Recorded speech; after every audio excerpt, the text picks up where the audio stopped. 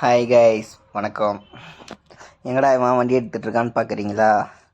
வேறு எங்கேயும் இல்லைங்க. வச்சலாக்க வந்து ரொம்ப வெறுப்படிக்குது, எதனா ஸ்நாக்ஸ் வாங்கி கொடு, அப்படியே போர் அடிக்குது, வீட்லேயே இருந்து எங்கன்னா வெளியே போகலாம் அப்படின்னு சொன்னான். அதுக்காக வந்து சரி வா போகலாம், உனக்கு வந்து பிடிச்ச ப்ரெட் ஆம்லேட் வாங்கி தரேன் அப்படின்னு சொல்லிட்டு வண்டி எடுத்துகிட்டு இப்போ வந்து கிளம்புறோம்.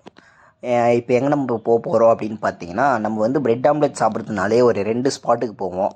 ஒன்று வந்து காஃபி ஜோன் வந்து சென்னை டு திருப்பதி ஹைவேல வந்து லெஃப்ட், அதாவது திருப்பதி சைடு போகிற இதில் வந்து பார்த்திங்கன்னா காஃபி ஜோன் இருக்கும், அங்கே போவோம். அப்படி இல்லைன்னா வந்து இன்னொன்று வந்து ஜூஸ் கிளப் போவோம் ஹைவேஸில். அதுவும் சென்னை டு திருப்பதி ஹைவேல வந்து நம்ம ஜிஆர்டி பக்கத்தில் வந்து இருக்குது. அந்த ஷாப்புக்கு போவோம் நம்ம எப்போவுமே. ரெண்டுத்துலேயும் கம்பேர் பண்ணால் எப்போவுமே வந்து நம்மளுக்கு ஜூஸ் கிளப்பில் வந்து ப்ரெட் ஆம்லேட் நல்லாயிருக்கும். அதனால் வந்து இப்போது ப்ரெட் ஆம்லேட் சாப்பிட்லாம் அப்படின்னு சொல்லிட்டு வச்சலாக்காக கூட்டிகிட்டு போயிட்டுருக்கேன்.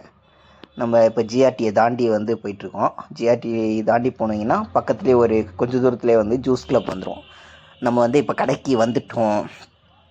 ஜூஸ் கிளப் இது வந்து நம்ம திருத்தணிலேருந்து ஒரு 5 கிலோமீட்டர்ஸில் வந்து இருக்குது.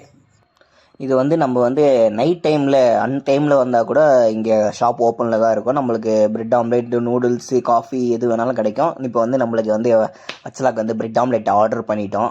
அவளுக்கு வந்து சாஸ் தான் வேணும் அப்படின்னு சொல்லிட்டு நல்லா சாஸை ஊற்றி ஃபுல்லாக இருக்கிற டப்பாவே காலி பண்ணுறவா போல் சாஸை ஊற்றி எடுத்து வாயில் போட்டா.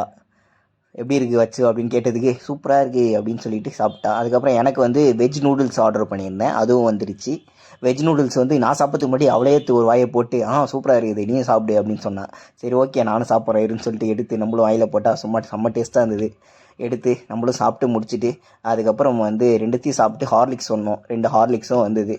நம்ம வீட்டில் போடுற ஹார்லிக்ஸ்க்கும் ஷாப்பில் சாப்பிட்ற ஹார்லிக்ஸ்க்கும் வந்து நிறைய டிஃப்ரென்ஸ் இருக்குது. நல்லா இருக்குது வந்து ஷாப்பில் சாப்பிட்றது.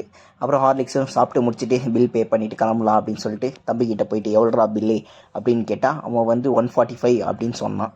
சரி அந்த 145 கொடுத்துட்டு கிளம்பலாம் அப்படின்னு பார்த்தா சில்லறை இல்லை, நான் என்ன சில்லறை தேடி கொடுத்துட்டான். சரி வண்டி எடுத்து வீட்டுக்கு கிளம்பலாம் அப்படின்னு சொல்லிட்டு வா வச்சே போகலாம் அப்படின்னா எனக்கு ஒரு 5 ரூபா கொடு அப்படின்னா. கை கால்லாம் நல்லா தானே இருக்குது, எதுக்கு பிச்சை எடுக்கிறேன்னு அவளை கேட்டு 5 ரூபா கொடுத்தேன்.